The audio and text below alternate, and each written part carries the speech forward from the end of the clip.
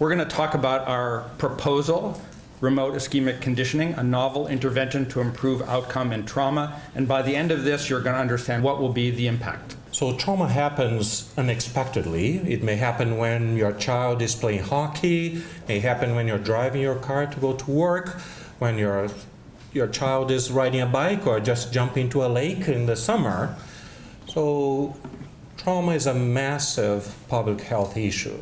In Canada, it's responsible for millions of emergency department visits. It's caused as many deaths as if we had an airplane falling off the sky 2-3 times a month. So if and the cost is staggering. And the worst thing about trauma too is that trauma hits the young people at their most productive age. So it's the most common cause of disability and death in those up to the age of 44. Kills in this group more than cancer, diabetes, or AIDS. And St. Michael's is one of the only 2 trauma centers in Toronto. So most of the traumas in this area will come to us. And the problem we see with our trauma patients are 2.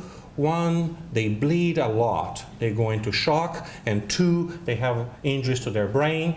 And if they survive those injuries, they develop a massive inflammation that can cause a lot of damage to their internal organs. And that's what we call organ failure.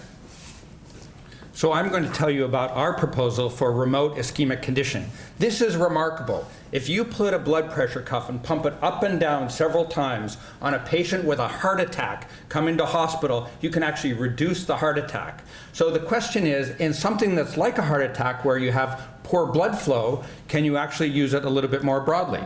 Question is, can RIPC in trauma patients be improving patients with shock? So of course you need a good model to do this, and the model we use is a mouse model where we take the leg and we inflate it, deflate it, inflate it, deflate it. And remarkably, we demonstrated that when we did that in a mouse in shock, we could actually improve lung and liver injury. So the question is, what about in humans? Well, we are proposing a trial in our trauma patients here at St. Michael's Hospital where we're going to randomize patients who come into the hospital in shock between those who get the conditioning and those who do not, and then we're going to measure a number of parameters. We're going to measure things on bleeding, inflammation, organ injury, which are the things patients die of, and importantly, we think this is going to have significant impact. And that impact is that it will reduce bleeding, reduce organ injury, and perhaps have less ability and better life. And we think that this will ultimately lead to a major trial with many centers. And of course, it's important to have a lot of people in our team, surgeons, emergency physicians, nurses, hematologists, basic science researchers to do this, and of course, our volunteers.